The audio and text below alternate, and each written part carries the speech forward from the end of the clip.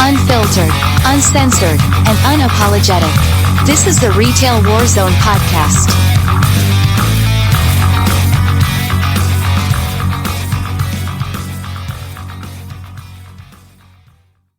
All right, so we're going to get started. We're going to go ahead and roll into this. Obviously, tonight we're talking about the cult of the forbidden fruit, a.k.a. Apple.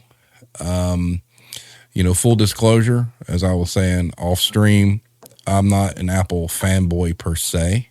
I do own a Mac Mini, and, from being a musician and recording music, I am a big proponent for Logic Pro 10, digital audio workstation.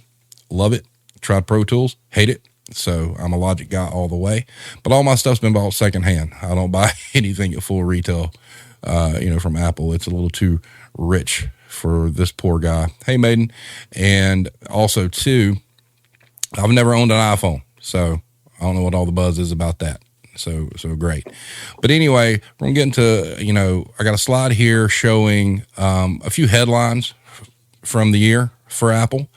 Not really the headlines they want people to see, but real world shit. So but that's the stuff I want to see, though. Yeah.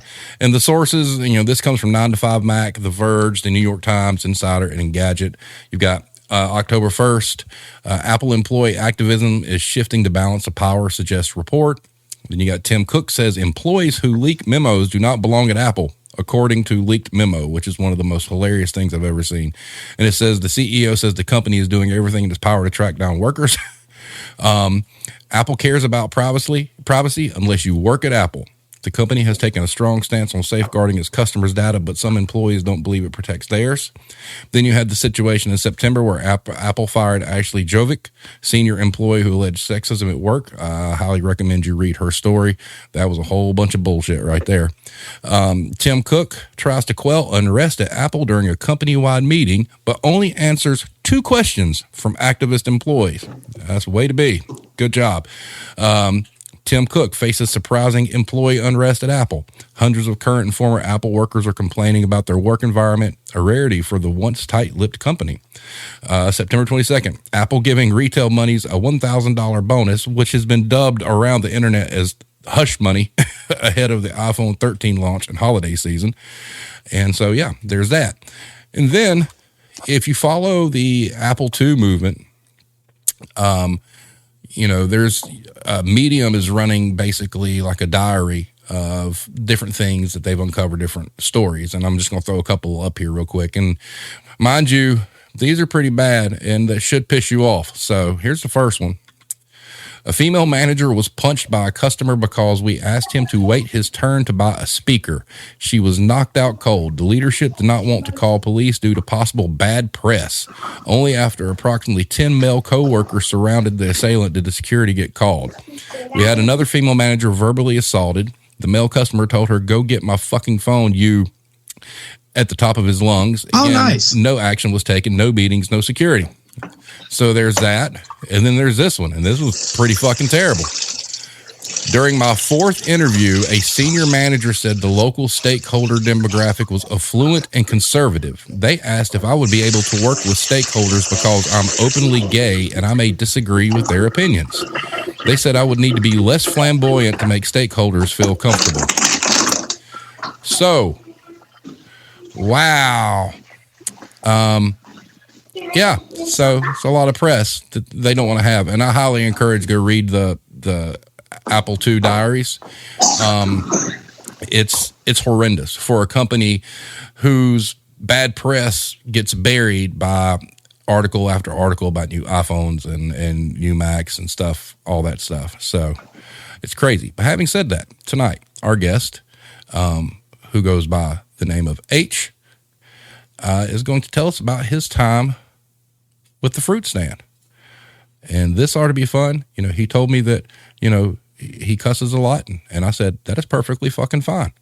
That's what we do here too. So welcome, H. Say hello. Hi, how is everyone? I was going to say tonight, but it's this morning. So. I know, right? You're here we are. We're closing out our days and you're like at breakfast time. I just want to state. Sorry, I just want to state that I'm definitely an Android guy over Apple, just to start. Yep. So tell us a little bit about how you got started with Apple. Well, I actually got poached. My background before Apple, I used to work in print production, film production, and advertising. I did that for about 13, 14 years. And I got poached out of the studio by one of their, I think it was a hiring manager or one of the recruitment managers. So they kind of just threw a business card at me and said, hey, something big is going to go down here in Australia. And I went through, I think, 3 or 4 interviews. I did some practical tests. And lo and behold, I think it was a process of about 7 or 8 months, I was employed. Wow. Now, when you were employed, did you go? What was your position when you first started? I started as a genius. Oh, so you maintained that position the entire time. I did, yeah. Gotcha. So when you first started it, I mean, at what point in time did it start turning for you to like, this is horseshit? I think, there were little things that happened throughout, I guess, the first 4 or 5 years. But at about the 5th to 6th year, it really started to affect my health. And at that point, I was done. I was burnt out, and I decided that I was just going to change the way I worked.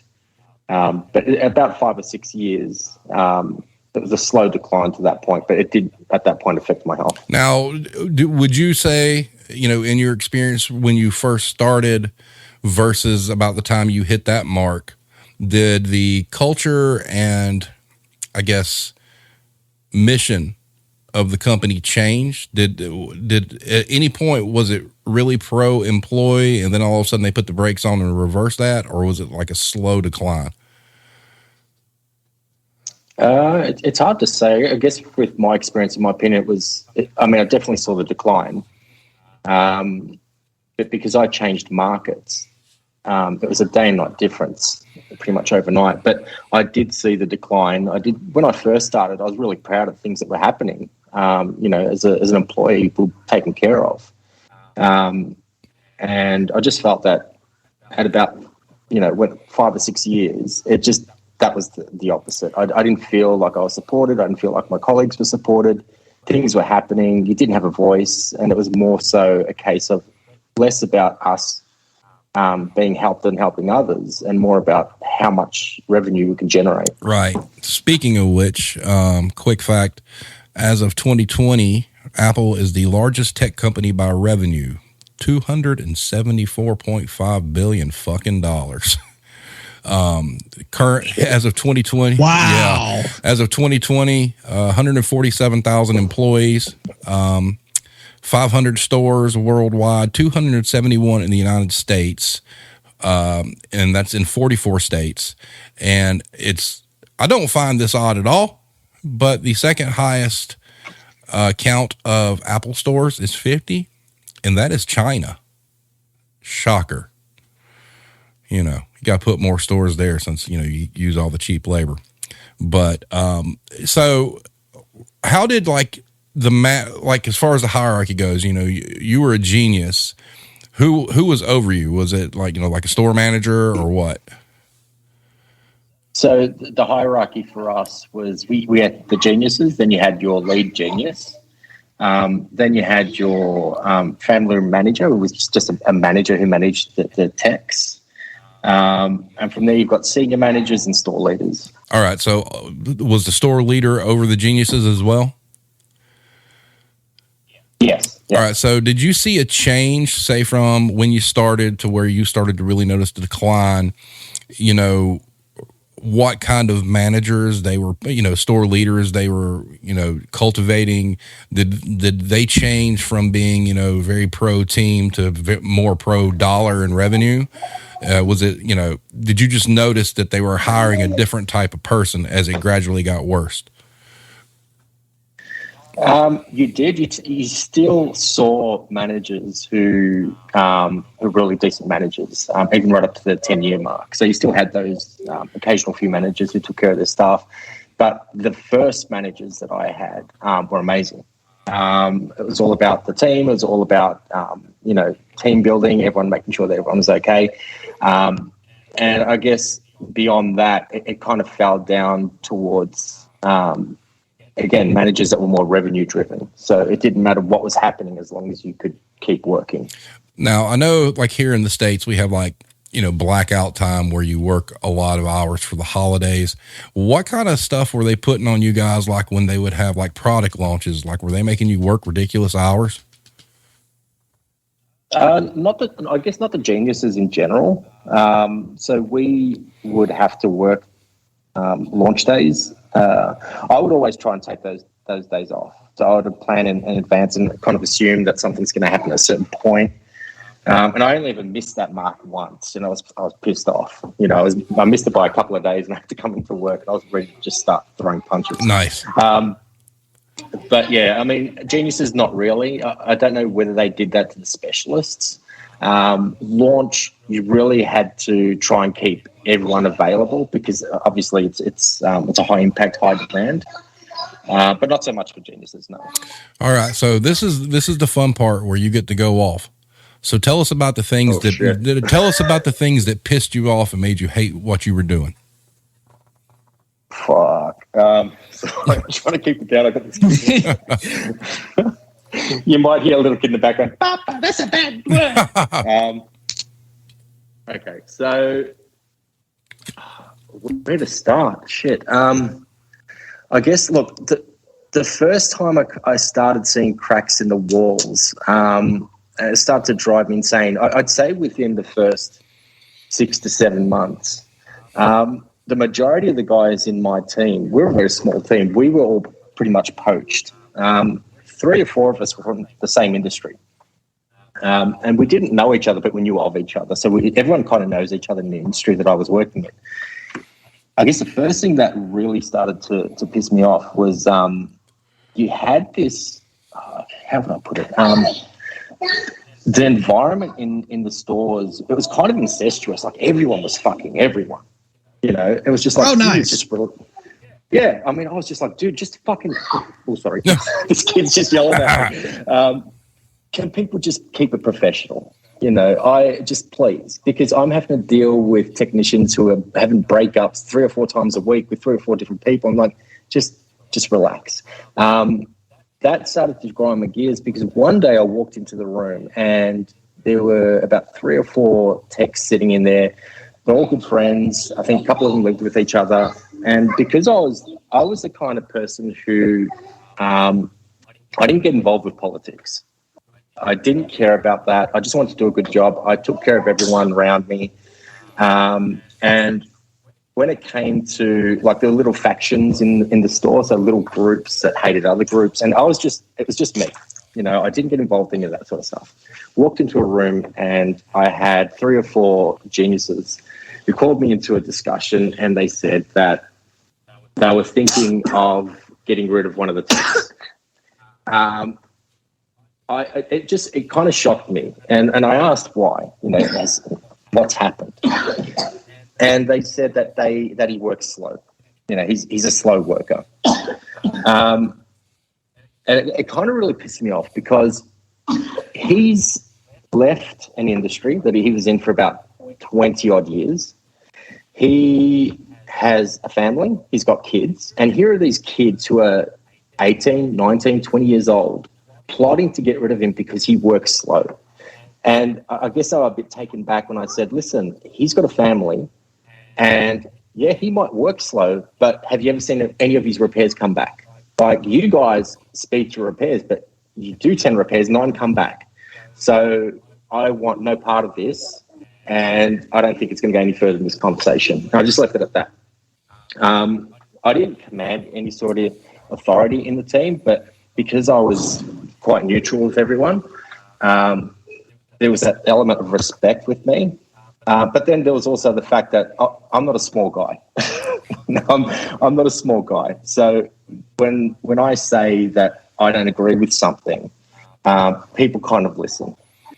But that was the first crack in the wall for me.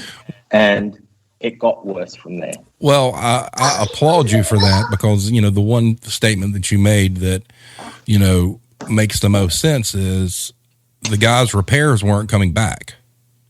Yeah, he might have been working slower to them, but it sounds like to me he was much more damn thorough.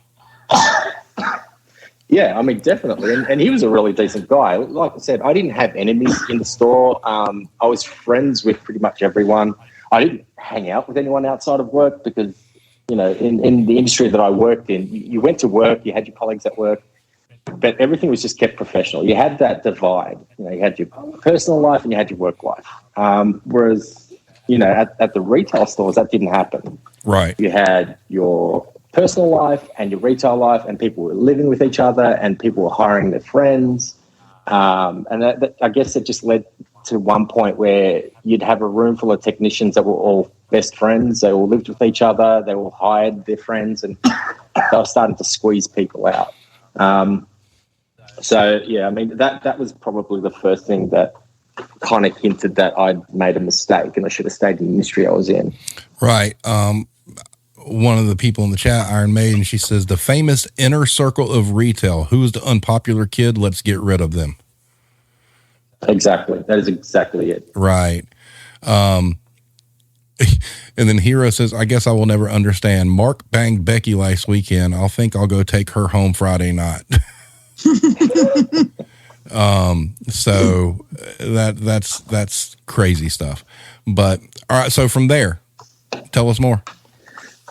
So from there, I was doing all right. I mean, I was doing well in Australia. I got on well with everyone. I got on well with the managers. I was given opportunities, and I was glad for them. I was a guy who would come into work. I was dependable. I'd come in early. I'd leave late.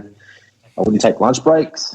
If I knew that someone else wasn't going to be able to take them, if someone was not feeling well, I'd trade places with them so they wouldn't be on the floor. They'd be in the room repairing. So I used to do without so others wouldn't. I think the managers kind of noticed that, and they saw an element of leadership in me.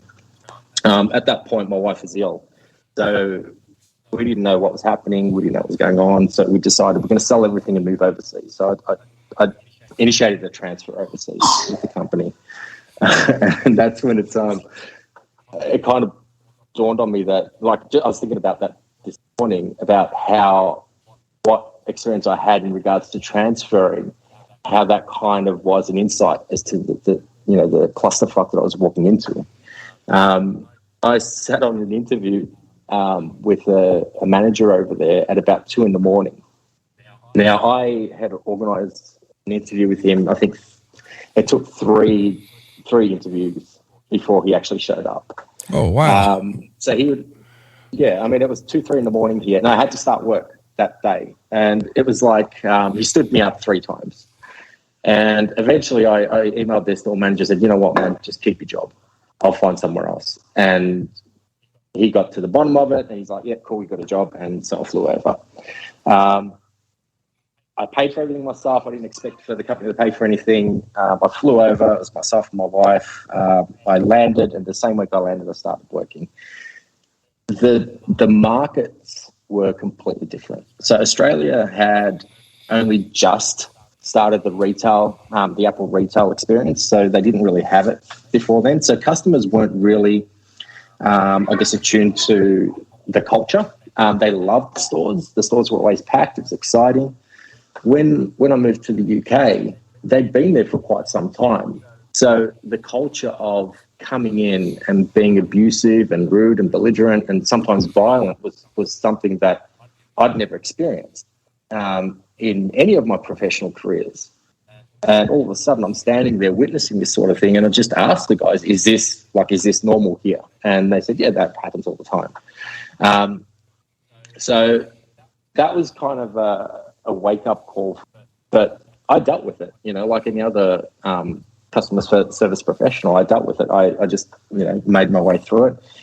But little things were up to the 10 years. When I got to about year 5, that's when I was suffering from chest pains. I'd come to work with chest pains.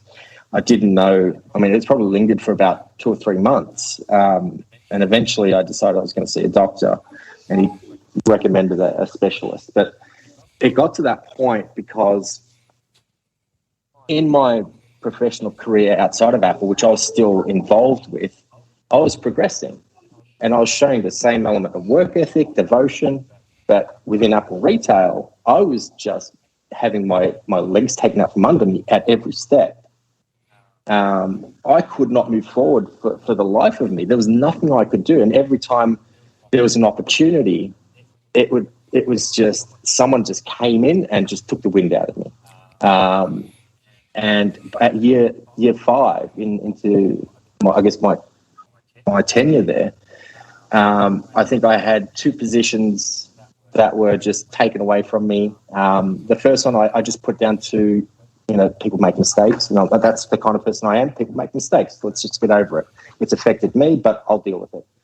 And the second time it was a case of a manager approaching me, and this is whilst I'm having chest pains, and this is whilst I'm stressed, coming to me at about 7 p.m. at night, telling me I had an interview for a job I applied for 3 months earlier, the following day in a different country.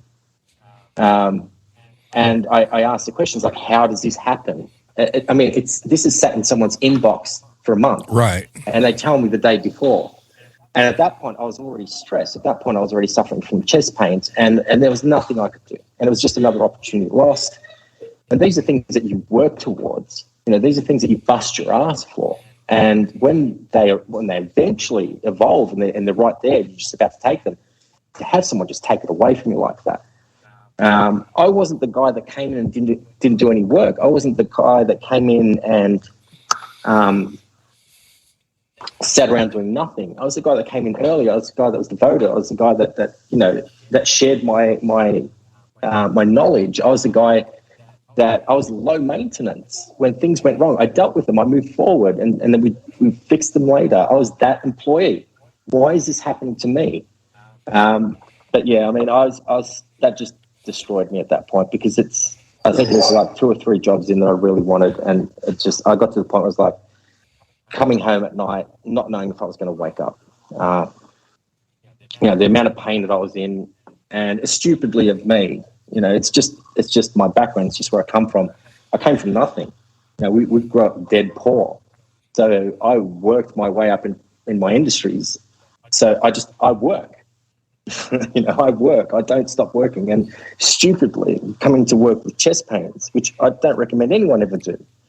And I went to the doctor and just said, this is what's happening. And it just came down to stress and anxiety. At that point, I decided, fuck this place. Honestly. Right. What the fuck? I got to the point where I was like, what is happening? I'm doing this to myself.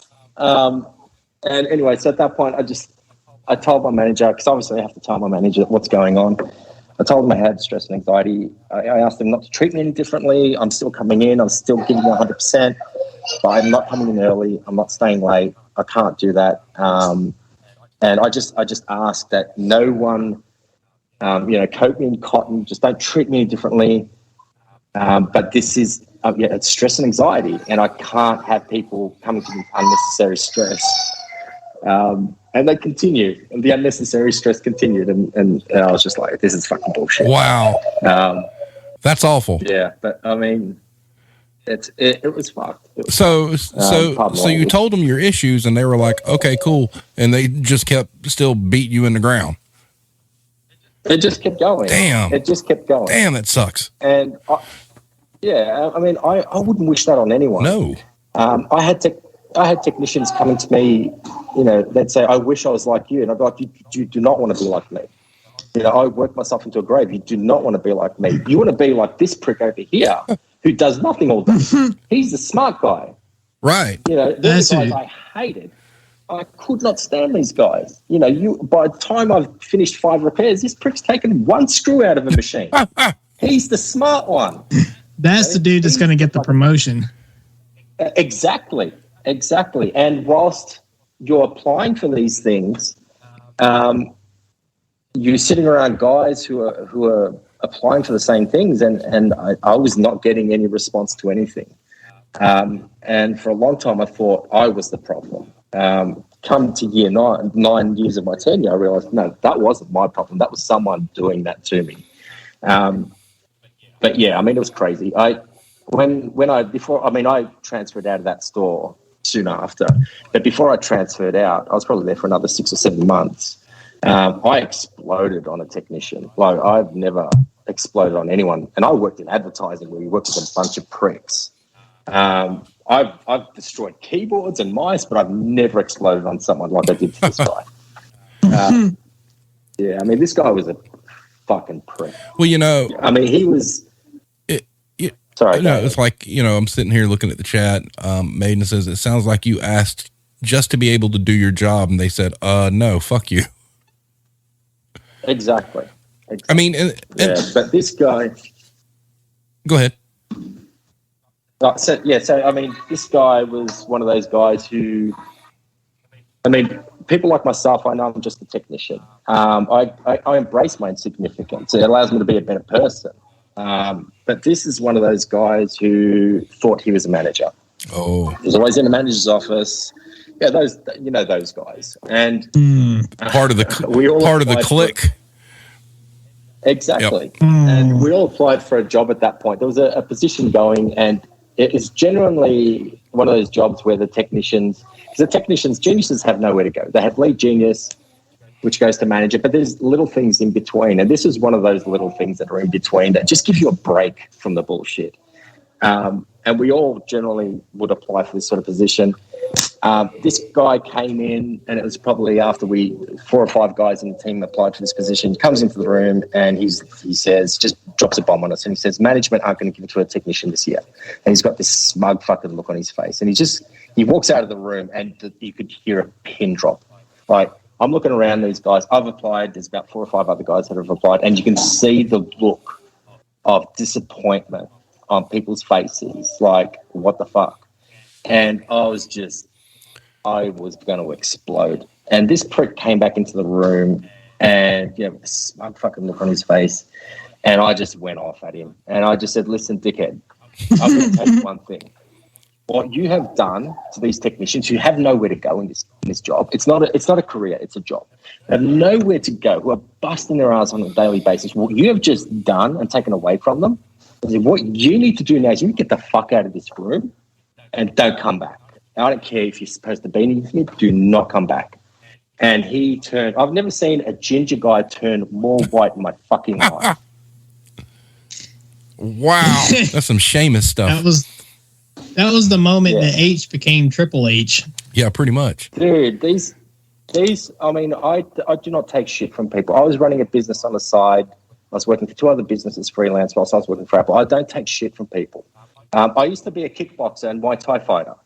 So I've got my fair share of broken bones, but I've also broken bones.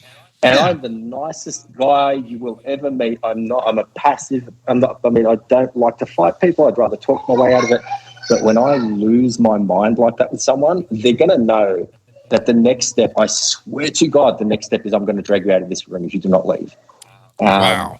But yeah, it just, my wife noticed a change in my attitude. She's like, dude, you are about to snap. Like, there is something really fucking wrong with you. And like, something you mentioned on, I guess, whether it be Twitter or on a previous episode is wives and your partners. They don't understand. They don't understand the shit you deal with on a daily basis. They don't understand the effects that retail has on you as a person. How does someone like me, who used to jump in the ring and punch and kick people, someone like me who's running businesses on the side that are successful and doesn't take shit from people, how am I in tears? How does that happen? How the fuck does that happen? Because it's an ungrateful fucking business is what it is.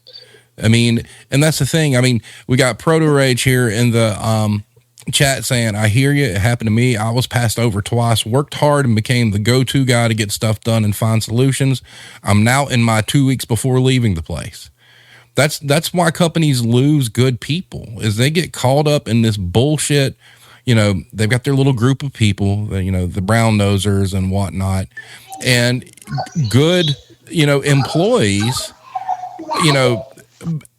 you're a lot like a lot of the managers that we have on here.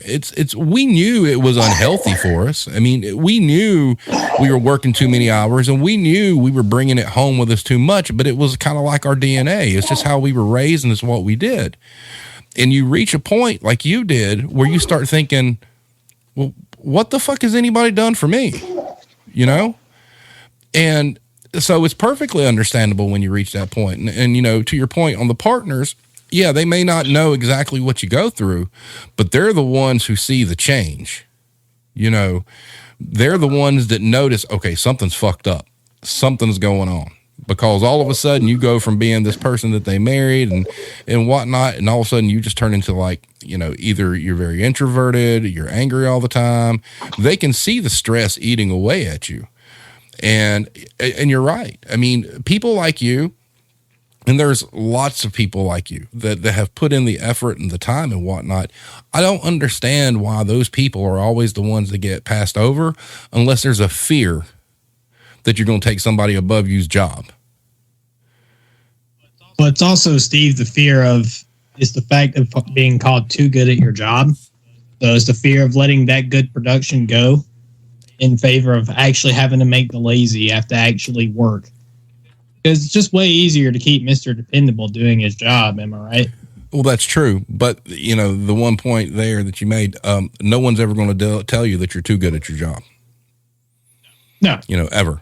And that's the breaking point, you know, for a lot of people that have been in this business. You know, it's, you know, whether it's Apple, whether it's, you know, Walmart, Kmart, wherever, you know, it just seems to me, you know, I know of a situation that was discussed today that I'm not going into details, but where people are being offered positions that they have no right getting.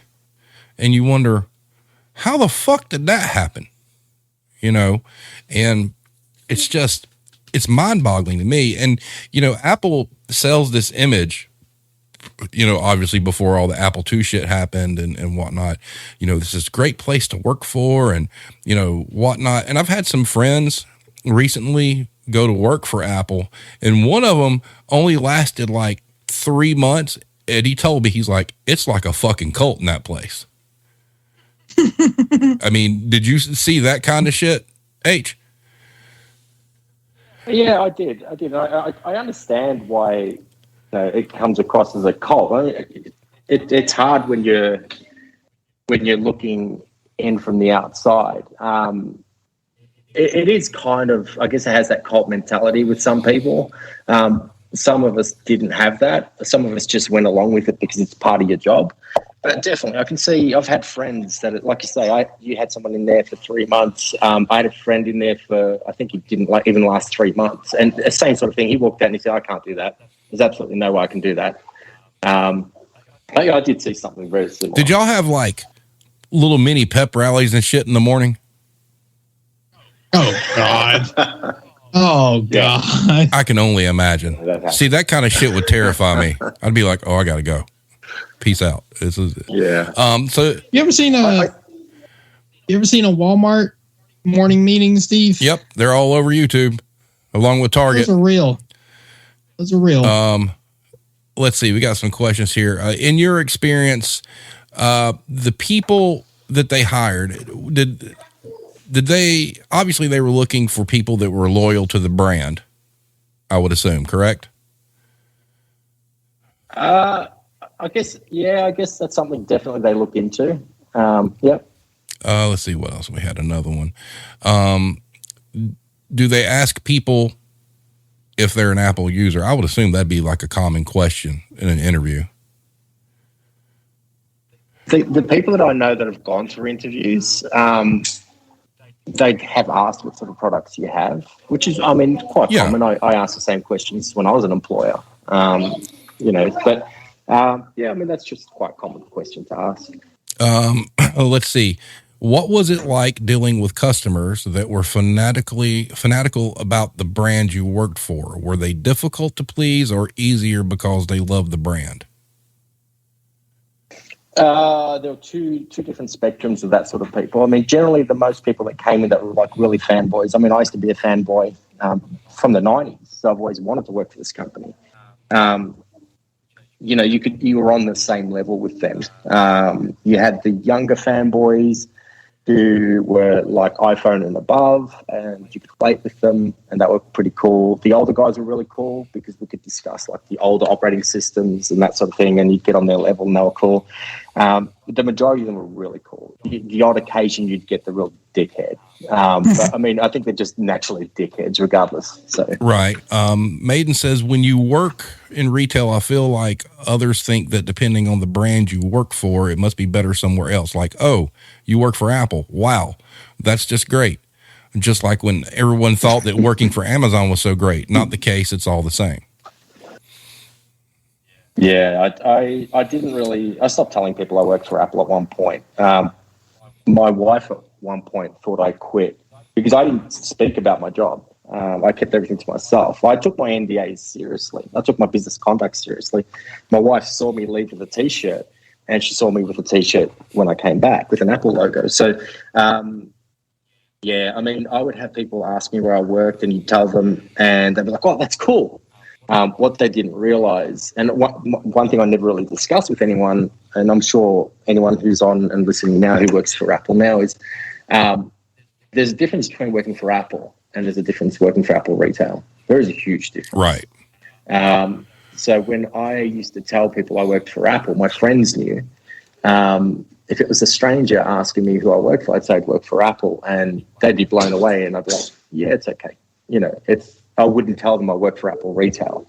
But there is a huge difference between the two. Right. Now, how was communication from Cupertino? I mean, did you guys get like a lot of memos? And I mean, was there, did the corporation communicate things to the stores pretty well? Yeah, I'd say there was a lot of, there's communications when it was relevant to retail. So communication was quite frequent, and it came in different forms. So whether it came as a video form or email, but only when it was really relevant to retail. Right. Oh, here's a really good question. Do you feel Apple kept a close eye on your social media while you worked for them? Fuck, I hope not. Uh-oh. Well, all right. So you said, how long's the NDA for? I believe it's 2 years, up to 2 years from when you left. Jesus. But I mean, that's quite standard. I mean, when I was working for Apple, I had 2 or 3 other NDAs from different companies, and I didn't speak to anyone about Apple. Any sort of internal stuff, I didn't speak to people about at all. Even when I left Apple and started working in the same industry for someone else. I had directors coming to me wanting to know about, internal stuff, and they weren't happy when I told them I wouldn't tell them anything. Right. So, which was part of my employment agreement. I wouldn't speak about Apple. But they were relentless. They wouldn't fuck off. So, yeah, I mean, yeah. What kind of penalties? I mean, obviously, termination would be one, but was there any like scary legal mumbo jumbo if you talked some shit and broke your NDA? I'm sure there is. Not that I've heard of. I know of people who have been let go because they breached the NDA. I knew one guy who I couldn't stand. But he was leaking things to online forums. There's Mac themed forums out there, and he was one of the guys that we found out was leaking things to it. He could have lost his job when we found out. But I stepped in and said, you need to stop doing what you're doing.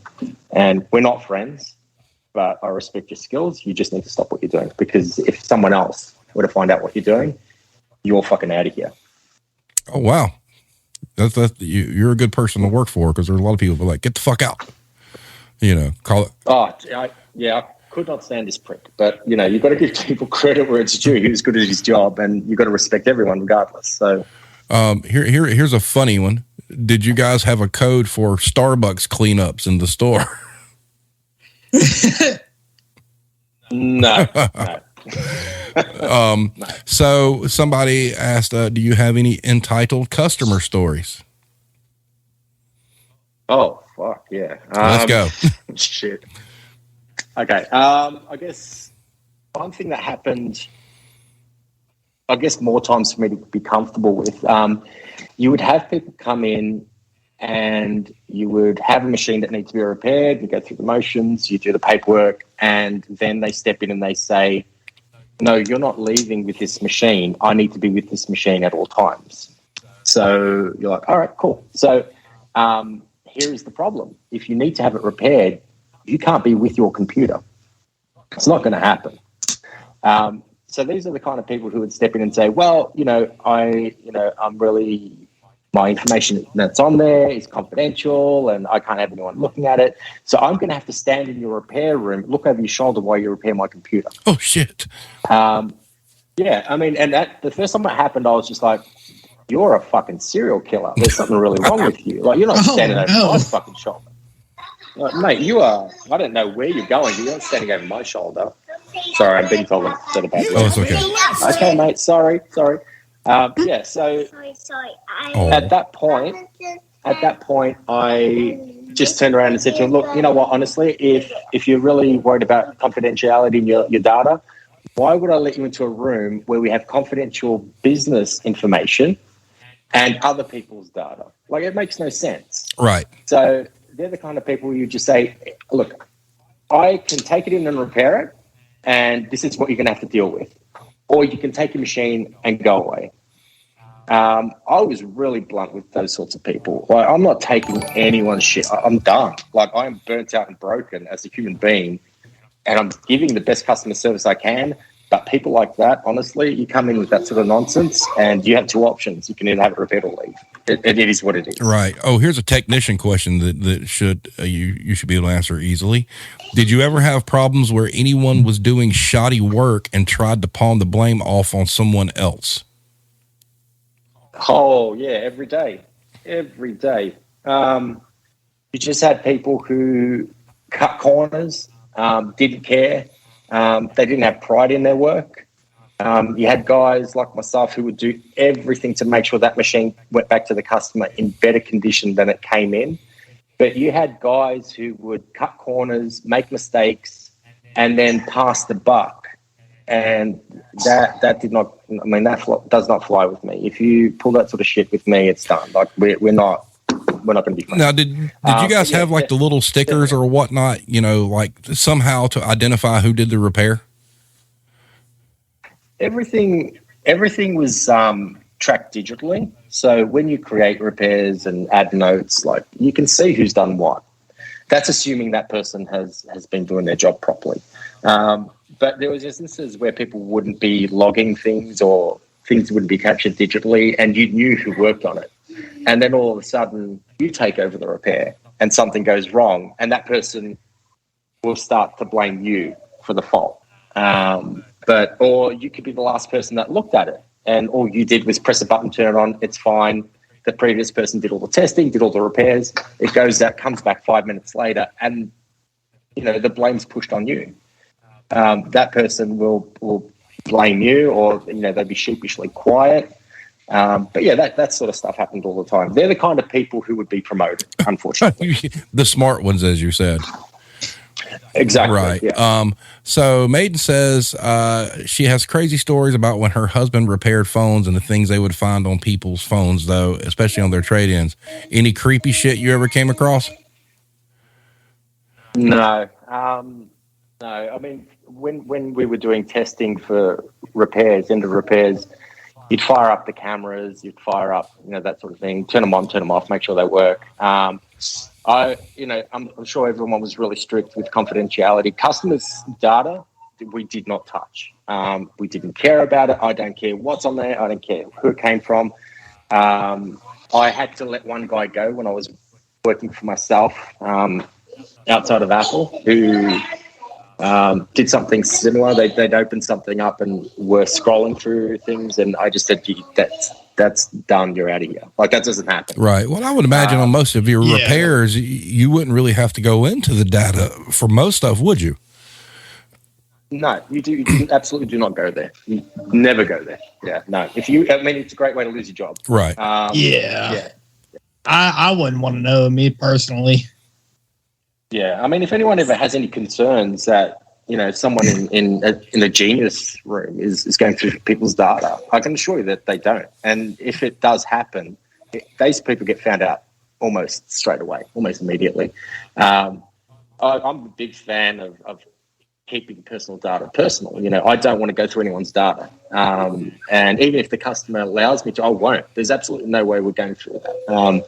So any sort of concerns anyone has, it just doesn't happen. If it does, as I said, it's a rare occasion. Those people are caught and found out, and they're gone. It just doesn't happen. Gotcha. Irish Connection says, are Apple upper management in retail just as incompetent as other retailers in your experience, or are they better able because they're more familiar with the quote unquote cult? Oof. Well, this is the only I've worked 2 retail jobs. So, and the other one I was the manager, so I'm hoping I wasn't incompetent. It's hard to say. I couldn't really base my opinion on having worked in any other retail store. Some managers were amazing, other managers not so much. People's bonuses are on the line, so they're gonna make you work hard. That's the truth. So yeah. So like if a genius was reprimanded by a store director or store leader, do the store leaders have enough knowledge about what the geniuses are doing to, I guess, have the ammunition to go after you guys? The store leader didn't really get involved. I guess if you're having a discussion with the store leader, that's your final discussion in the company. So the store leaders, I rarely saw them. Generally, if you're having that sort of discussion, you're having a discussion with your immediate manager, so your family room manager or a senior manager. But no, the store leaders never got involved with that sort of thing. If they get involved with that, then that's your final discussion in that business. What was the security like, in the building? I mean, there are certain protocols you had to go through. Obviously you have a room where you're doing the repairs. I mean, were there cameras and stuff like that? Like leave your keys, phones and stuff? Like any sort of tech room, any sort of business, you've got cameras everywhere, which is to be expected. It's for everyone's safety. Phones, we carried our phones with us. Our keys were usually in your bag. You didn't use USB drives. You're not supposed to use USB drives for anything. You just don't. So in regards to security, there's cameras everywhere. It's for everyone's safety. You're monitored throughout the business. But you just didn't do things like plug in your own USB drive. You didn't, pull out your phone unnecessarily. We all had our phones on our desk. Right. Now, so it's not a big deal. So in the position you were in, how much time did you actually spend on the sales floor? Fuck. Shit. Fuck. I got this kid looking at me. So in the beginning, I think the first 6 months I was there, I didn't do any repairs because you had the dream team of young guys who thought they did everything better. And the person who was in charge of the scheduling was a friend of theirs, and we just didn't get repair time. So first 6 months, it was just relentless dealing with customers. After that, I got a fair bit of repair time because I was experienced and they realized that I could do my job. So I was getting repair time and I wasn't really on the sales floor that often. And then I kind of changed. I didn't want to just be repairing, so I wanted to be on the Genius Bar. So I wanted to be with the customers just to get that skill set. And then by the time I was done and burnt out and broken and I didn't want to even have to look at people, the company had changed to a point where you're always running behind time. You're never on time. The queues are always behind. There's always someone who needs someone. So even if you're scheduled to repair, you're just constantly getting pulled out. So I'd say by the time I left, the majority of my time was spent on the floor unwillingly. So I just didn't want to be there. Right. Hero asked, she said, you spoke about coming in early, staying late, skipping breaks. Was that normal or was it a situation where they just let you do it? It wasn't normal. People did it, and you did it for the good of the team. So I did it for my teammates. I did it for my colleagues. I did it for my peers. I wasn't doing it for me, and I wasn't really doing it for the business. I did it to support the team, and there were people who were doing that. I guess the majority of people didn't, unless you had to. But it was It wasn't normal at all. No, it wasn't normal at all. And in the end, when I was done with the entire thing, if I heard that someone was staying back late, I was the guy that was pushing them out of the room. Like, you're not staying in here, leaving. You're not getting paid for this. Get out of here. And if they stay, they stay. It's up to them. But it wasn't normal, no. But I would assume that after you have employees that do that so long, the team starts to kind of bank on that, I guess you would say, and get used to it. And then at the moment you're no longer able, it becomes an issue. That is exactly it. Right. Yeah, that is exactly it. So, because when I was coming in early and leaving late and not taking my breaks, and I know I'm doing it, when I was that guy who could come in and they could rely on me for everything, when I started to get ill because of the work, and I said, no, I'm clocking in and clocking out, it became a huge problem for me. wow, that's crazy. Now, all this staying over and whatnot, how much of that was unpaid? All of it. So, All of it? So, All of it. so let's say you came in earlier. You're saying that you came in and let's say you were scheduled at 9 a.m., but you came in at 8 and you didn't clock in until 9? I didn't clock in until 9, yeah. But management was aware of this, right? Most often than not, yeah. They would see me in. If I was in early for whatever reason, it was a personal thing, that's cool. If I'm in at 8 and I'm not working, that's fine. And, I could be sitting down doing something else. That's cool. I don't mind people doing that. I didn't mind doing it myself. I didn't mind my employees doing that. But if I'm coming in at 9 and clocking in at 9, but I'm staying back till, 2 hours after my shift and not taking my lunch break, that's a problem. And I'm not getting paid for that. Right. And see, the sad part is, they've got people that monitor the payroll in those buildings. So they're fully aware of what's fucking going on. And they're just letting you do it. And let's just say HR got involved and somebody ratted you out and they tried to bust you for that. The people that knew and were taking advantage of the fact that you were doing that would throw your ass under the bus. 100%. See, 100%. And that's bullshit. I mean, it's awesome when you have employees that are willing to give that much, but it's like Iris said many, many, many moons ago, being married to an unfaithful job, I mean, they'll replace you the next day. But good for you that you finally reached a point where, I mean, I hate it for you that it took, some health scares to get you there, but to realize it just ain't fucking worth it, man. It's not. I mean, like I said, I was in tears twice, and that doesn't happen. It's a fucking job. It's not a career. It wasn't a career. It wasn't a life. It was a job. Why am I panicking, and why am I in tears over a job? But the day that I stopped doing that, it became a huge problem for me. They noticed, and I can tell you honestly, from year 5 to year 10, year 5 to year 8 or 9.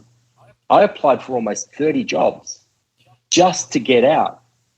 And I was not endorsed for a single one of them. I didn't get any email correspondence that I was doing this. And at that point, at year 8, one of my new managers sat down with me and he asked me, he said, we come in every day, you're reliable, you're dependable, you're the guy that everyone talks about. How long have you been doing this? And I said, I've been here for 8 years. And he said, well, don't you have any aspirations? Don't you want to be somewhere else? Don't you want to go into corporate? Isn't there something you want to do?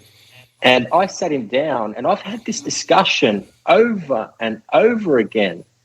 And I can't tell you how many times I've spoken to managers about this. I know I come in and I've got a smile on my face, and I know I come in and I do my job and I give 100% and I make sure everything is perfect and everyone's taken care of. But I hate my job.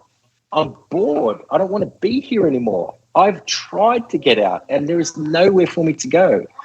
And when he found out that I wasn't being endorsed, he looked into it. And then all of a sudden I was being endorsed. 30 fucking jobs later. So I am getting the feeling from this, as you tell me about, the lack of endorsement. It seems like to me that the people in charge knew they had a good thing going, having somebody there working extra hours and working their ass off, and they didn't want to endorse you because they didn't want to lose you to go somewhere else. Something was wrong. Something was going That's on. Exactly what that sounds like to me. We're not going to promote him. He's too valuable, for what we do here. And, we'll just ignore it. Maybe he'll just keep his head down and keep working like he is. But we ain't sending him anywhere because that means other people are going to have to pick up the slack. That's exactly it. And my manager was in shock. He could not believe that when I told him I was bored of my job, I don't like my job, I don't want to be here anymore, I've tried to get out. Because of the way I came across, whilst I clocked in and clocked out, I was a completely different person to what he was hearing. You would never have known that I hated my job. You would never have known that I was bored with my job. I could do my job with my eyes closed. I left my glasses home once. And I did repairs, not being able to see, because I knew where all the screws went. I knew where all the parts were. That's how bored I was of this job. And I was at that point where like I said, I'm career driven. I'm progressing outside of Apple, but I've told them I want a career here. I've given up opportunities. I've given up jobs. I've passed over job offers to be here for that one opportunity for me to show you what I'm good at. And I never got that. Yeah, they took advantage of that. Yeah, they bent you over. I mean, and it really didn't click with me until you talked about talking to that last manager, and then all of a sudden, they're asking you these questions, and then all of a sudden you're getting endorsed, and that manager was shocked. It was like, shit, they were just using you, and that's fucking terrible. It is. I mean, it's affected my health. It affected my mental state. At that point, I'd been spat on. I'd had phones thrown at me. I'd been punched at work. I got stalked by a customer. And that didn't end too well for him. But it was just, I'm putting up with this. This is not normal. This is not healthy. And if this is happening to me, it's got to be happening to other people. Yep. And when, for example, when I got punched and I mentioned it, like it's happened and I've reported it, I got told it'll be taken care of. How that was taken care of, I don't know.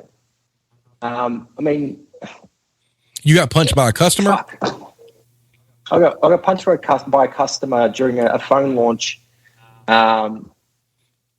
It was just a situation where people were handing out water. It happened twice in that day for myself and someone else that I know of. And someone in the queue, you've got these resellers that just come in. They're not there to buy things. They're there to buy and sell. And they just come in. They cause trouble. And there was a bit of commotion. I just walked past. I'm just walking into work at this point, and there's a bit of commotion in the queue. And being the responsible person that I am, I fucking wish I wasn't. I kind of investigate, find out what's going on. There's people pushing in and pushing other people around, and I've just stepped in and said, hey, and at that point, someone's just thrown a punch.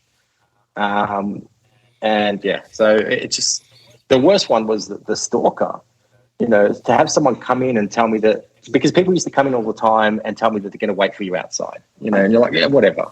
They don't get what they want, or, they've got a liquid damaged phone or something. They've got to pay for something, and I'll threaten you right there and then. The amount of threats that I got was ridiculous. And this guy's just come in and he said, if you don't replace my phone, I'll wait for you outside. I thought, fuck you, fine. That's not going to bother me. I'll go toe-to-toe with you, that's fine.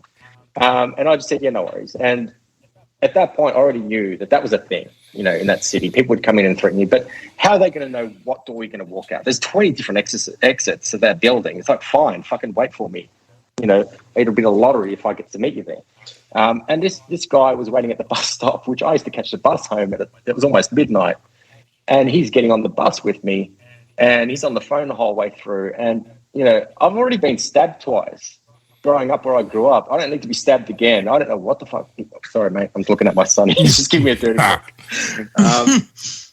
I grew up in a rough area. I've already been stabbed twice. I don't need to be stabbed again. I don't know what's up with this guy, but he's on the phone. He's eyeing me the whole way. And I waited for a bus to stop where I knew there was going to be taxis. And I got off that bus and I got straight onto a taxi, and he ran out of the bus and he's pounding on the taxi window. So I don't know what was going to go down there. But this next time I saw him, I made him know, that I'm not the guy to fuck with. I will absolutely take your legs out from under you. I'll beat you within an inch of your life if I have to protect myself, and then some. But, it's just that sort of shit to happen. It's a fucking job. It's a phone. Relax. Exactly.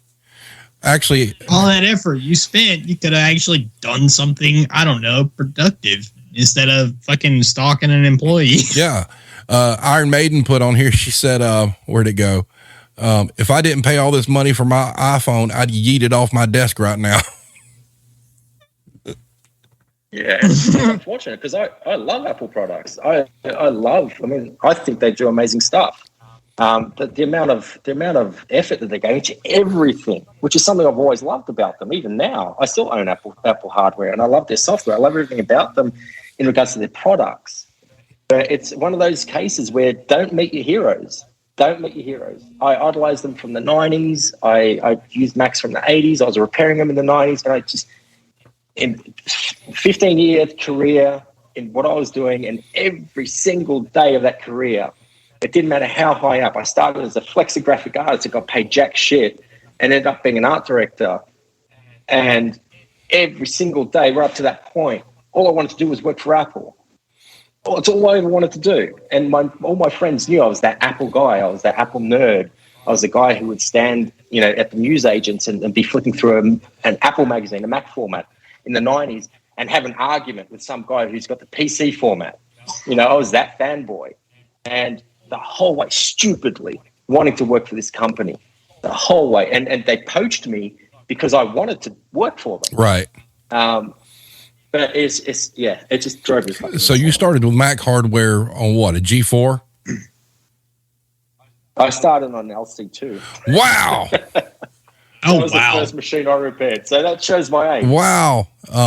That's great. Hey, look, I've always applauded their hardware. I mean, I think the products themselves are great. You're right. I mean, and that's the sad part about the bad side, the rotten core of the fruit, so to speak, is, they do make a great product, and they make a very secure product. And, being a Mac user, yes, OS X uses way less resources than Windows. I mean, there's a reason why it's used for music production. There's a reason why it's used for, graphic design and things like that. And it's just a shame to me that, and from the consumer standpoint, the average consumer, they feel the same thing, and they can give a shit less of what's going on behind closed doors. But then, one statement that you made, the dude punched you or whatnot, and they said they'd take care of it, or they took care of it. And you go through and read the Apple II diaries or whatnot, and that seems to be the running theme. The basic line from everybody above is, oh, it was taken care of, and not a fucking thing got done.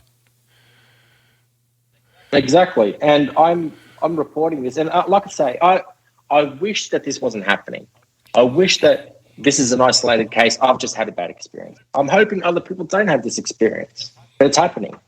And whilst I'm on the clock, I'm professional. If someone punches me whilst I've got my uniform under my jacket, I'm on my way to work, I'm on camera, I'm not going to start throwing punches and start, dropping people left, right, and center and be that guy. I'm at work at that point. So I've got a responsibility. I'm an ambassador for the business. Someone spat on me at work, and I reported it. I said, that guy spat on me. And I mean, what are you going to do? I'm an ambassador for the business. I can't spit on him. I can't drag him out by his hair and kick the shit out of him as much as I'd love to. But the second I'm off the clock, I'm a completely different person.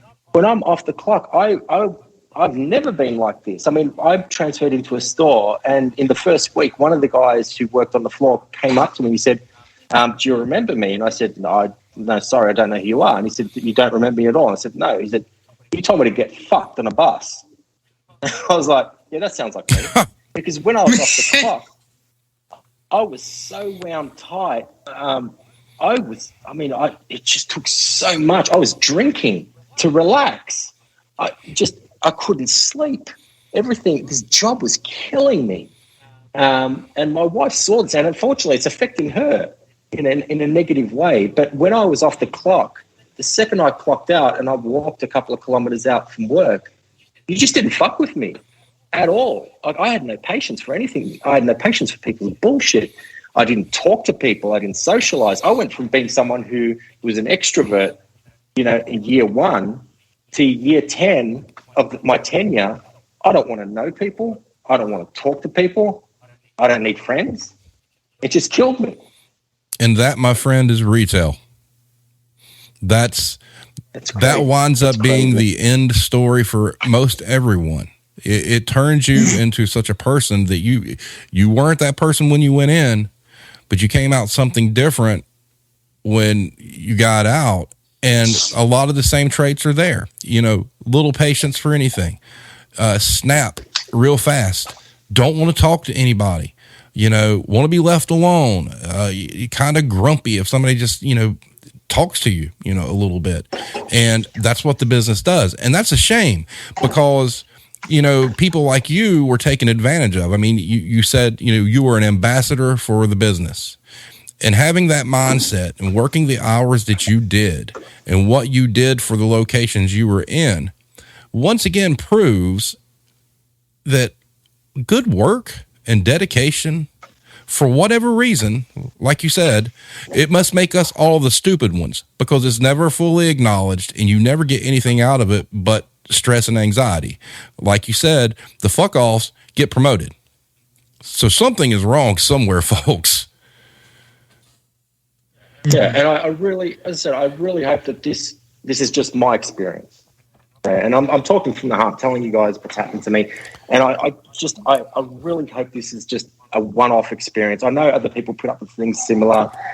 There's things that have happened that I'm not going to talk about, that are a lot worse than this. Nothing illegal, but it was just things that it killed me. It actually absolutely just brutally killed me as a human being.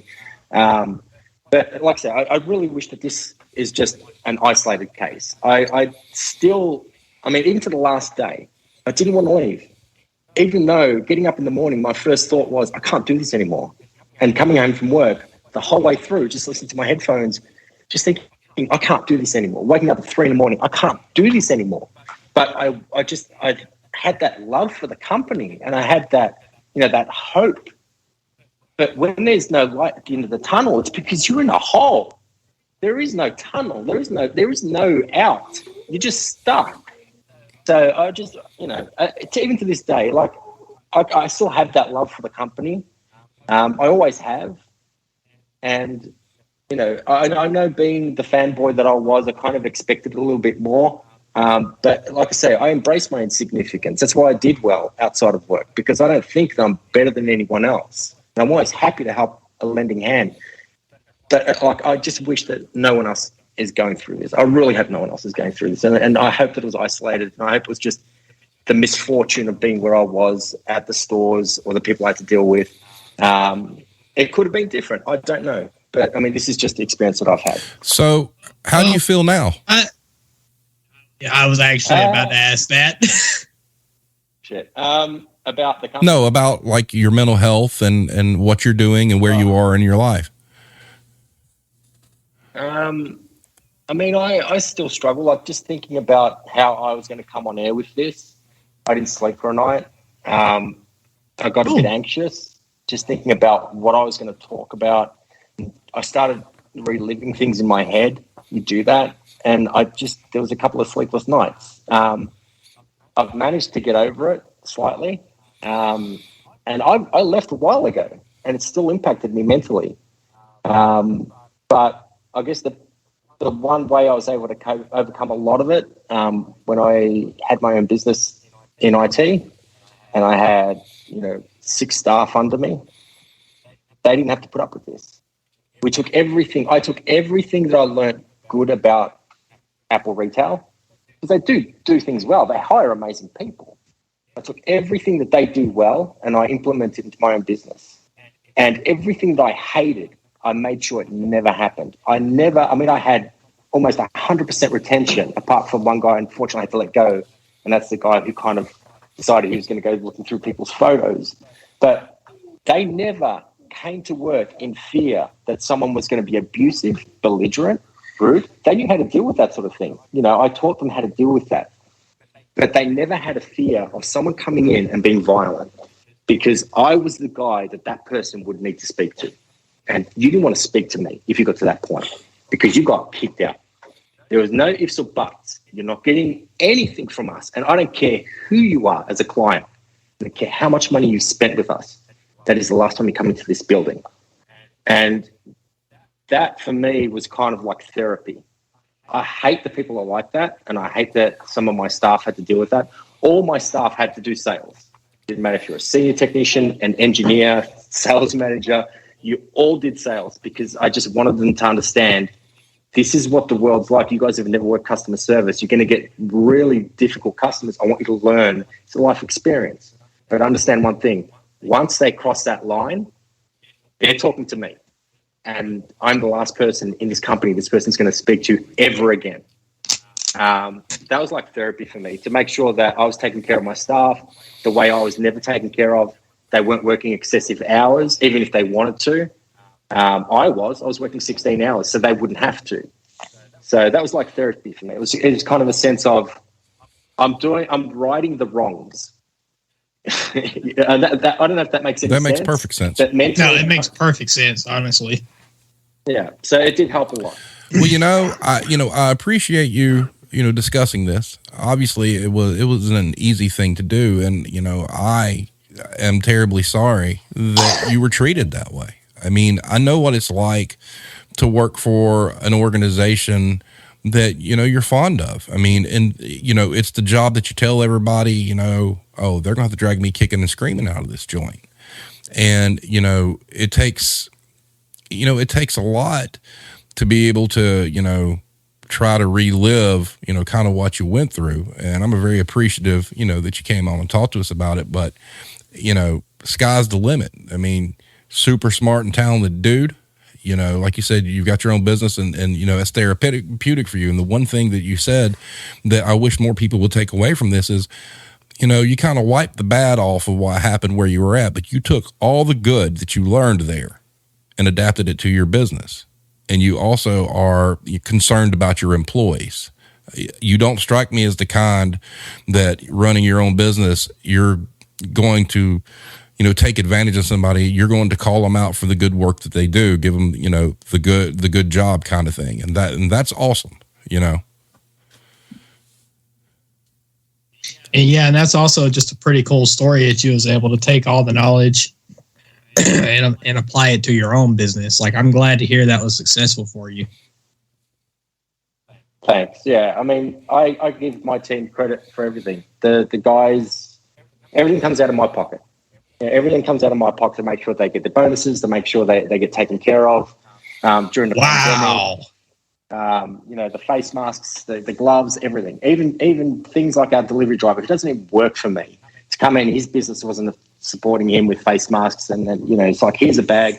Just everything that I can do to take care of them, because I know how hard it is to find good employees. It's not easy to find good employees. It is difficult, but in retail, you can find a great employee as long as you treat them well, and you can keep that employee. The thing is, you've got to try and keep the employee. I would hate to let go of anyone. I would hate for anyone to walk away from me because I haven't taken care of them. If you're running a business, you rely on your staff, and that's the problem with retail. We're the ambassadors for the business. We're the handshake. We're the guy that people see who represents the business at that point. Why are we being treated so poorly? Why are we the ones who have to deal with this sort of thing on a daily basis? It makes no sense. Well, I understand that we're the lowest common denominator. I understand that we're not the movers and shakers. I understand that we're not the guys making $1 million salaries with, $37 million in shares. I get that. I'm a fucking nobody. I get that. But I'm also the ambassador for your business. Correct. And if it wasn't for the ambassadors of that business, those people wouldn't have the riches that they have. Exactly. And that's the key. All right, my friend. So we're sitting at 1 hour and 15 minutes. I thank you so much for being on. I think it enlightened a lot of people here to, kind of what, your story was. You didn't freak out as much as you said you were going to, so you didn't cuss near as much. So maybe having your 4-year-old there helped you out a little bit. seeing how you can get. It definitely did. Seeing how and I'm glad that we did this early in the morning because it's going to take me the whole day to wind down. Well, hey man, look, you know what we do. We're here for the people. We're having the mental health episode coming up soon. Come join us for that. That's going to be a good one. I really, I'm extremely passionate about, people and their experiences in this business. And, it's, some stories aren't so great and, some stories have a happy ending. So, you just keep doing what you're doing and you'll be just fine. Take Apple out, become the next big thing, ain't nothing wrong with that. I'm happy to just retire and nobody on a beach somewhere. That's what I'm happy to Awesome. My wife would like that, but I'm way too ginger to retire on a beach. I'd incinerate in like 30 minutes. So not good for me. But anyway, everybody, thank y'all for being here. Next week is the pharmacist episode. That's going to be a good one as well. You out there watching, if you've got pharmacist friends and whatnot, bring them on board. We've got Grant Harting that's going to be here, who wrote a book on how to get out of retail pharmacy. So going to be very exciting. We've got, basically all of October is scheduled, and then we've got most of November scheduled now. We got a lot of stuff coming up. I know in November, we've got Target Workers Unite. We've got a gentleman talking about unions, all sorts of cool stuff going on. So thank you everyone for being part of it. Like I said, thank you H for being here. Anytime you want to come back on, let me know. Anytime you just want to chat, hit us up. So, no, thank you. Oh, no problem. So everybody, we will see you next Wednesday. If you know people that work in a pharmacy, I'm telling you, pharmacists have got it bad right now. On top of it being a hard job to begin with, now they're having to give tons of vaccines and whatnot. Those people are burnt the fuck out. So bring them on so they get some relief. Steve, I got just one thing I want to ask H just real quick. Can I come over to Australia and work for your business? I don't know how much longer I'm going to be open. I'm genuinely about to pack up and I'm pretty much done. So unfortunate. Yeah, we're gonna put, it'll be like the cartoons, like where they put the Tasmanian devil in that box, with the stickers of all the different places, and we're gonna send them parcel to ship addicts in a box down under. So that was a fun way to go out. All right, everybody, y'all have a great night, and we will see you next time.